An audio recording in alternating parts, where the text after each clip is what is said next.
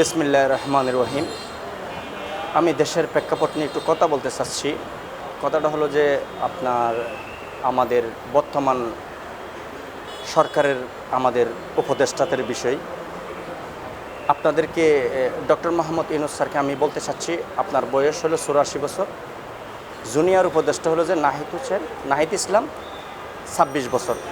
এই দুই উপদেষ্টার দৃষ্টি আকর্ষণ করে বলতে চাচ্ছি যে যেই দলগুলো নির্বাচনের জন্য তাড়াহুড়া করতেছে, তাদের উদ্দেশ্যগুলো কিন্তু খুব আমাদের কাছে শোচনীয় মনে হচ্ছে না। তাদের ভিতরের যেন অন্য কোনো উদ্দেশ্য নিয়ে তারা তড়িঘড়ি নির্বাচন চাচ্ছে। এই জন্য এখন নির্বাচন দেওয়ার কোনো সময় পরিবেশ আমাদের দেশে সৃষ্টি হয় নাই। আমরা আপনাদেরকে বসাইছি আমাদের রক্তের বিনিময়ে, ছাত্রছাত্রীরা, আমাদের মতো ব্যবসায়ীরা, আমরা কখন নির্বাচন দিতে হবে সেটা ঠিক করব। আদার কোনো দলের চাপে আপনারা নির্বাচনের জন্য কোনো উদ্যোগ নেবেন না। নির্বাচন কখন দিতে হবে না দিতে হবে সেটা আমরাই বলবো, একান্ত আমাদের বিষয়। আমরা টাকা খরচ করলাম, রক্ত দিলাম, শহীদ হলাম, আমরাই বলবো কখন নির্বাচন দিতে হবে, মোক্ষম সময় কখন দিতে হবে না। আদার কোনো দলের কথা নিয়ে কখনো নির্বাচনের জন্য আপনারা তড়িঘড়ি করবেন না। আপনারা দেশকে সংস্কার করার জন্য প্রত্যেকটা করাপ্টেডগুলোর যেন আইনের আওতায় আনি দৃষ্টান্তমূলক শাস্তির ব্যবস্থা করার জন্য আপনারা উদ্যোগ নেন। সব মন্ত্রণালয় কেন জবাবদিহিতার ভিতরে নিয়ে আসেন, ১ নম্বর প্রশ্ন। দ্বিতীয় নম্বর প্রশ্ন, এখন কিছু দল যারা ৫৩টা বছর আমাদের দেশে নির্বাচনের বিভিন্ন ফেরিওয়ালা ছিল, নির্বাচনের ফেরিওয়ালা, এই ফেরিওয়ালাগুলোর হাতে কিন্তু আমাদের দেশ থাকার পরে কী অবস্থা ছিল আমরা বুঝতে পারছি, জানতে পারছি। তাদের আইডেন্টি, তাদের বিষয়গুলো, আমলনামাগুলো আমাদের হাতে আছে। তার জন্য আমরা হাল ধরি এই দেশকে স্বাধীন করলাম। ২০২৪ ৫ই আগস্ট চূড়ান্ত বিজয় অর্জন করলাম। এই বিজয় যেন কখনো কিন্তু আর কোনো দুষ্কৃতকারী, কোনো দখলদারিত্ব, কোনো লম্পট, কোনো সাদাবাজ কাদের হাতে না যায়, সেজন্য আপনারা দৃষ্টি লক্ষ্য রাখবেন। আর যারা এখন নির্বাচনের জন্য তড়িঘড়ি করতেছে, এদের অনুসারীরা দৈনিক কিন্তু কি বিভিন্ন জায়গায় মায়ের কাটছে, কিন্তু গণপিটানি দিচ্ছে, বিভিন্ন জায়গায় সাদাবাদি করতেছে, লুটপাট করতেছে, মানুষের বসতবাড়ি দখল করতেছে, সমাজের ভিতরে বিভ্রান্তি করতেছে। এই বিভ্রান্তিকারী, এই দুষ্কৃতকারীগুলো কিন্তু বিভিন্ন দলের নাম ভাঙি সমাজকে অস্থির করতেছে। এরা আওয়ামী লীগের আমলে আওয়ামী লীগ করছিল, এখন আওয়ামী লীগকে পতন করার পরে এরা অন্য কোনো দলের নাম নিয়ে তড়িঘড়ি নির্বাচন যারা চাচ্ছে, তাদের অনুসারীরা এই কাজগুলোর সাথে লিপ্ত হয়ে যাচ্ছে। সেজন্য আমরা এই সমস্ত এক জালেম থেকে ক্ষমতা পতন করার পরে আরেক জালেম বসার জন্য আমরা রক্ত দিই নাই, আমরা এত অর্থ খরচ করি নাই, আমাদের জীবনের বিনিময়ে আমরা স্বাধীনতা আনলাম। শুধু প্রত্যেকটা নাগরিক সুখ, শান্তি, সম্মানের সাথে যেন বসবাস করতে পারে, প্রত্যেকটা ধর্ম কর্ম নির্বিশেষে সবাই এই দেশের নাগরিক, সে উদ্দেশ্যে আমরা দেশ স্বাধীন করলাম। এই দেশ স্বাধীন করার পরে যদি কোনো একটা দলকে আমরা ক্ষমতায় বসাই, ওদের ইচ্ছা অনুযায়ী দেশ চলবে, কখনো আমাদের দেশের জন্য, জাতির জন্য কল্যাণ আনবে না। সেজন্য প্রত্যেকটা সচেতন নাগরিককে আমি সতর্ক করতে চাচ্ছি, তাদেরকে বোঝার জন্য আমি বিষয়গুলো তাদেরকে একটু নলেজ দিতে চাচ্ছি সচেতন নাগরিক হিসাবে। এই করাপ্টেডগুলা, এই লুটপাটকারীগুলা, এই দখলবাজগুলা এখনও অনেক ক্ষমতায় আসতে পারে, নির্বাচন হয় নাই, তাদের এখনের যার আমলনামা দেখতেছি, তারা যদি আবার আসে দেশের কোন অবস্থা হবে আপনারা একটু চিন্তা করে দেখবেন।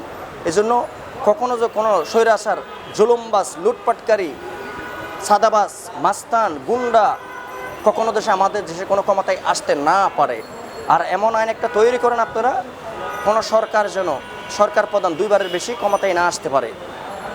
যেমন ইউএস সিস্টেমটা, ইউরোপিয়ান সিস্টেমের মতো 2 বারের কেউ ক্ষমতায় না আসতে পারলে তাদের প্রভাবটা এত বেশি হবে না। আর আমি বুঝি না, আমার বোধগম্য হচ্ছে না, আমি উত্তরা জোনের ভিতরে এই 2024 5ই আগস্টের কিন্তু কমান্ডার, মুক্তিযোদ্ধার, আমার কাছে নির্বাচনের জন্য কোনো চিন্তাই করতেছি না।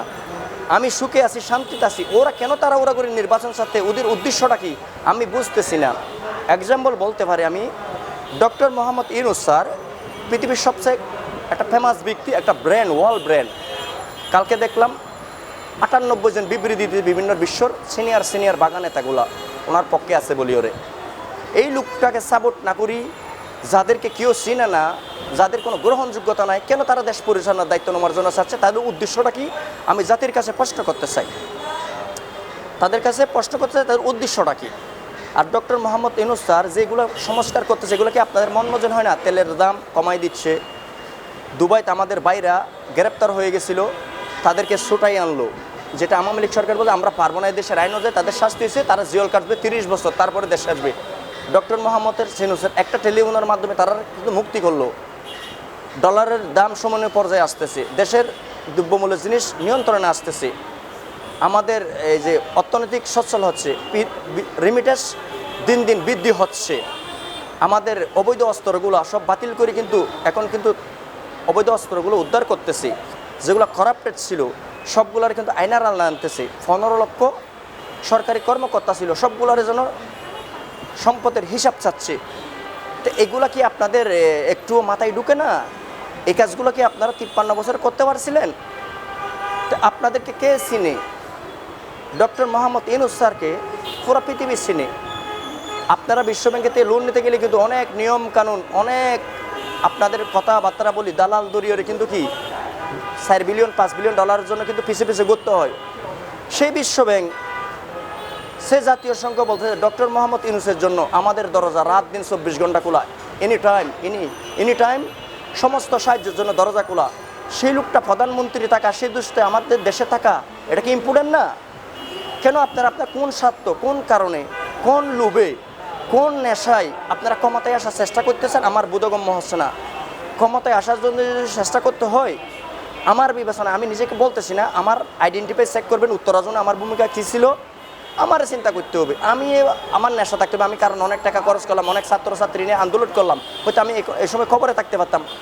আমি তো বলতেছি ডক্টর মোহাম্মদ ইউনূস থাক, আমাদের দেশে সুখী হোক, প্রত্যেকটা মানুষ মৌলিক অধিকার ভোগ করুক, সুশাসন প্রতিষ্ঠিত হোক, দ্রব্যমূল্য জিনিস সমন্বয় পর্যায়ে আসুক, যত জালেম স্বৈরাচার ছিল সবগুলো পতন হয়ে সবার বিচারের আওতায় আনা হোক, প্রত্যেকটা নাগরিক সম্মানের সাথে এই দেশে বসবাস করুক। আমাদের বর্ডার সীমান্তের কী অবস্থা আপনারা দেখেন, আগে নিরীহ মানুষকে হত্যা করতে হতো, এখন কি হত্যা করতে পারতেছে? এখন কোনো অনিয়ম চলতেছে? আপনারা সাহায্য না করে আপনারা কেন কমাতে আসতেছেন চাচ্ছেন? কোন উদ্দেশ্যে, কোন নেশায় আমি বুঝতেছি না। আপনাদের কোনো যদি উদ্দেশ্য থাকে আপনারা ভালো হয়ে যান। যেমন আমাদের তারেক রহমান ইদানিং যে কথা বলতে অনেক সুন্দর সুন্দর কথা বলছে, মাশাআল্লাহ, আমি ধন্যবাদ জানাই বিএনপির চেয়ারম্যান তারেক রহমানকে। অত্যন্ত ভদ্র লোক, অত্যন্ত ভদ্র কথা বলতেছে। ওনার কথাগুলো আপনারা ফলো করেন না, আপনারা ওনার কথাটা ফলো করেন। কত সুন্দর কথা বলতে, জাতির জন্য, দেশের জন্য, সমাজের জন্য কল্যাণকার কথা বলতেছে। এই লোকটা আজকে 15টা বছর দেশের বাইরে কত কষ্টবিষ্ট করে জীবনযাপন করতেছে। ওনার তো জিদ খুব থাকা উচিত কিন্তু এই জাতির প্রতি, দেশের প্রতি, আওয়ামী লীগের প্রতি। উনিও বলছে ক্ষমা করে দিচ্ছে, উনি বলছে আপনারা কিন্তু কি দেশ জাতির কল্যাণে কাজ করেন, আপনার কেন দখলদারিত্ব, গুন্ডামি, মাস্তানি, বিভিন্ন দলকে পচাচ্ছেন? জায়গায় জায়গায় দেখতেছি আপনাদেরকে বিভিন্ন দলের পরিচয় দিচ্ছেন। বিএনপি একটা এত বড় দল, এত বড় সংগঠন, পরিচয় দিচ্ছেন।